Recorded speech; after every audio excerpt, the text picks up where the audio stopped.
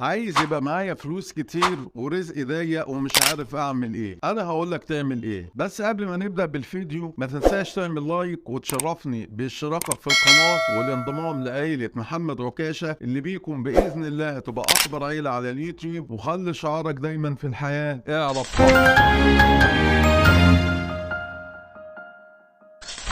يا جماعه. احنا في اليومين دول بالاخص وقبل كده برضه احنا طول الوقت بنشتكي بضيق الرزق. في ناس بتشتكي بضيق الرزق، وانا رزقي مش عارف ايه ضيق، وانا عايز فلوس كتير، ويا رب ابعت لي فلوس، ويا رب اغنيني، ويا رب ويا رب، ونفضل ندعي. انت تعرف ان انت يا حبيبي من ساعه ما اتولدت او قبل ما تتولد في الكتاب المرقوم اصلا ربنا سبحانه وتعالى كاتب لك رزقك ومكرمك، بس احنا للاسف السبب في عدم اتيان الرزق ده. ازاي؟ في ناس ممكن اول مره تسمع الكلام ده، بس ده حقيقه. ربنا سبحانه وتعالى ما طلبش مننا اللي احنا نطلب منه رزق، هو كاتبه لنا قبل ما نتخلق اصلا وقبل ما نتوجد. طب ايه اللي بيحصل؟ اللي بيحصل بمنتهى البساطه هديكم مثل كده في البدايه، ولله المثل الاعلى طبعا. انت وانت كده عيل عندك 5 سنين ولا 10 سنين قبل ما تبلغ عموما بتبقى قاعد في بيت ابوك، سواء انت او انا او غيرنا. يعني انت بتشيل هم اكل وانت قاعد في بيت ابوك؟ ما ترد لا طبعا. بتشيل هم لبس؟ حقك ترد ها لا ده حقك. لا ما بشيلش هم لبس. بتشيل حق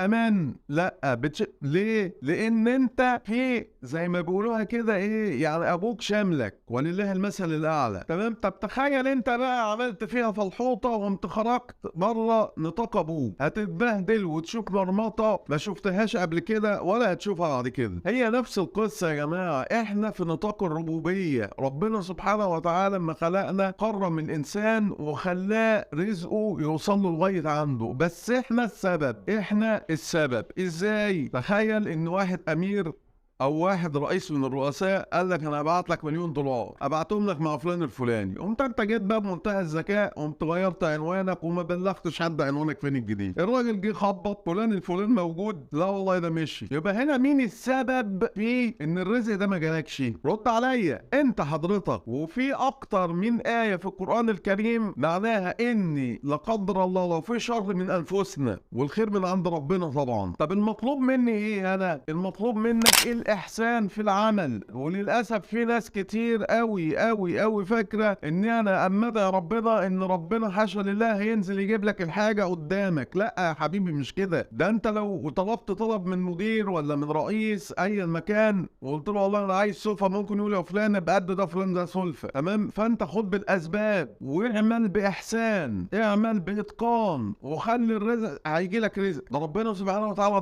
ضمنه لنا 100% 150%، بس احنا السبب في ضيعانه. ازاي؟ يعني اتعمل كذا بحث عن قصه موضوع يا نصيب. انتوا تعرفوا ورق يا نصيب والحظ والكلام ده كله. كان كاتب امريكي كاتب قصه كده لطيفه، يقول لك ايه، واحد قاعد في بلكونه في الدور الاول وكان 2 جيرانه كل شويه يعدوا من تحت البلكونه اللي هو واقف يا رب اكسب ورقه يا نصيب، يا رب اكسب ورقه يا نصيب. فضل على كده عمال يدعي شهر. المهم الناس دي بعد شهر راحوا خبطوا عليه، هو انت اللي بتدعي بتقول يا رب اكسب ورقه يا نصيب؟ قال لهم اه. قالوا له طب انت مشترك اصلا معاك رقم؟ قال لهم لا. امال هتكسب ازاي؟ فين الاسباب اللي انت بتاخد بيها؟ فيا جماعه احنا ناخد بالاسباب، واما تاخد بالاسباب احسن في عملك، هتلاقي ربنا سبحانه وتعالى هو بعت لك رزقك. انما انا ما اقعدش افضل ادعي لا وما اخدش بالاسباب. يا رب ابعت 1,000,000 جنيه، يا رب خد بالاسباب. انت عملت ايه عشان تجيب 1,000,000 جنيه ولا حتى الجنيه؟ فيا جماعه المقصود من الفيديو ده كله ان ربنا سبحانه وتعالى قبل ما يخلقنا هو كاتب ارزاقنا، بس احنا السبب في ضياعها. ربنا سبحانه وتعالى طلب مننا حاجات تانية غير اللي احنا نطلب الرزق. كل ده لو انت اتقنت عملك بتتلخص كلها في الاحسان. لو احسنت في عملك ربنا سبحانه وتعالى هيبعت لك رزقك. وانا هدي مثل يا جماعه للاخذ بالاسباب. تخيل ان انت راجل من اكتر الناس استجابه دعاء من ربنا سبحانه وتعالى، وجيت حطيت كوبايه ميه قدامك كده وانت عطشان وبتاع، تمام، وتشوف بقى الاعلانات اللي بتيجي في رمضان دي وصوت الميه والخروشه وعمال تدعي يا رب اسقيني، يا رب ارويني، يا رب يا رب يا رب. والله لو قعدت 100 سنه مش هترتوي الا اذا مديت ايدك وخدت الميه وشربتها. يبقى انت هنا خدت بالاسباب. الاحسان يا جماعه في الاعمال. وفي النهايه ما تنساش تعمل لايك لان ده بيساعدنا ان الفيديو ينتشر ويفيد ناس اكتر. وما تنساش خلي دايما مبدأك في الحياه اعرف اكتر. سلام.